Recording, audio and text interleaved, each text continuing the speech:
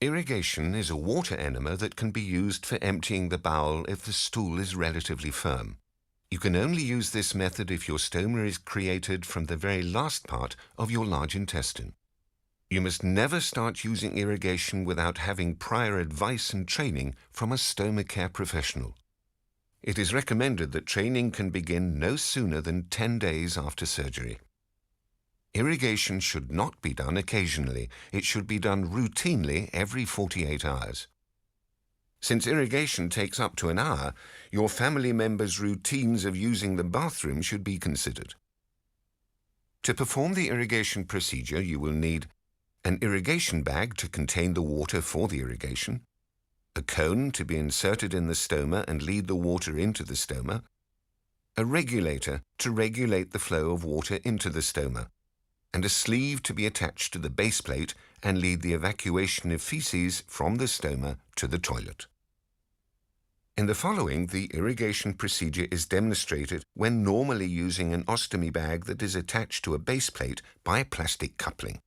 If you do not use such a system, you can irrigate by attaching a pressure plate to the skin with an irrigation belt. When you use the irrigation system, water will flow from the irrigation bag, through the regulator, and finally enter the stoma via the cone. Start by making sure that the flow regulator is completely closed. Connect the tube on the cone to the flow regulator.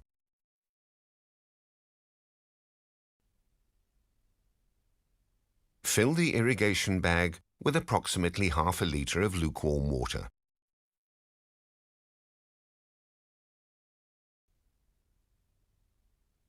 During the irrigation, you can sit or stand as you please. Hang the water bag so that the bottom is at shoulder height. The higher you hang the bag, the faster the water will enter your stoma. The temperature of the water should be between 36 and 38 degrees Celsius. This corresponds to 97 to 100 degrees Fahrenheit. Correct temperature of the water is indicated by a mark. Regulate the temperature of the water until the reading is between 36 and 38 degrees Celsius. Water that is hotter than 60 degrees Celsius will destroy the thermometer. 60 degrees Celsius corresponds to 140 degrees Fahrenheit. Open the flow regulator and allow the water to flow through the tube to remove any air. When the tube is filled with water, close the flow regulator.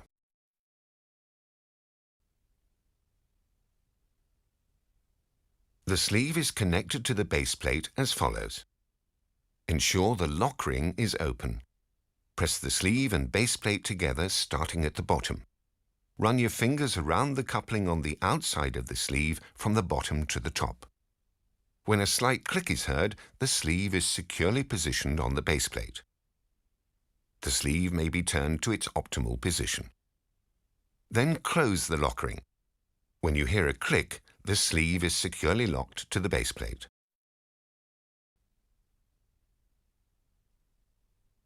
Place the end of the sleeve in the toilet. The sleeve must not reach the water in the toilet.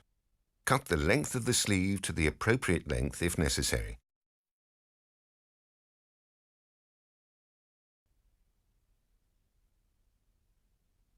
Now gently put your finger into the stoma to feel in which direction the cone should be inserted in order to follow the intestine.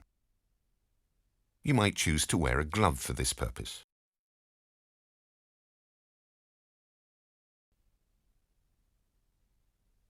If necessary, lubricate the cone with water before use. Then insert the tip of the cone in the stoma through the top of the sleeve. Keep the cone in the right position in the stoma with one hand. You might want to wrap the top of the sleeve around the tube to avoid potential soiling. Open the flow regulator slowly. The flow of water can be regulated by adjusting the speed on the flow regulator, or by gently adjusting the position of the cone in the stoma. Let the prescribed amount of water in over approximately 10 minutes. Then stop the water flow.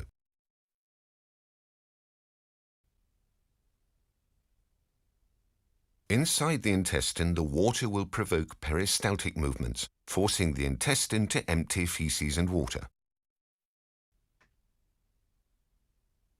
Now remove the cone from the stoma. After removal of the cone, there might be a slight evacuation of water and feces.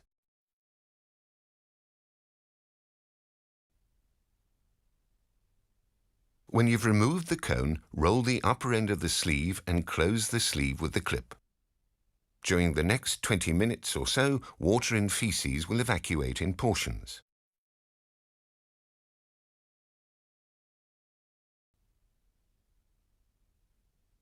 For the intestine to evacuate completely, wait another 20 minutes or so. If you wish, you can use the waiting time for other activities. Before moving away from the toilet, rinse the sleeve with water left over in the irrigation bag.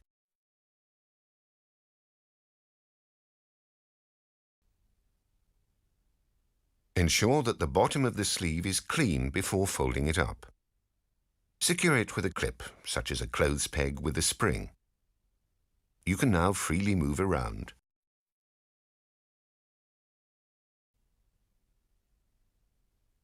When the evacuation is completed, unfold the sleeve and place the bottom of the sleeve in the toilet to empty the content. Remove the irrigation sleeve by unlocking the lock ring and gently pulling the tab upwards and outwards. Do not pull on the lock itself. Rinse the end of the sleeve as you flush the toilet. Do not flush the sleeve down the toilet. After removal of the sleeve, clean and dry the base plate as usual. You might also wish to change the base plate. Use a mini cap or a mini bag until next time you irrigate. To clean the cone of the irrigation set, detach the tube from the flow regulator. Clean it with soap and water and dry it. The rest of the irrigation set is cleaned with water and dried. Put a piece of folded toilet paper in the irrigation bag to absorb any moisture.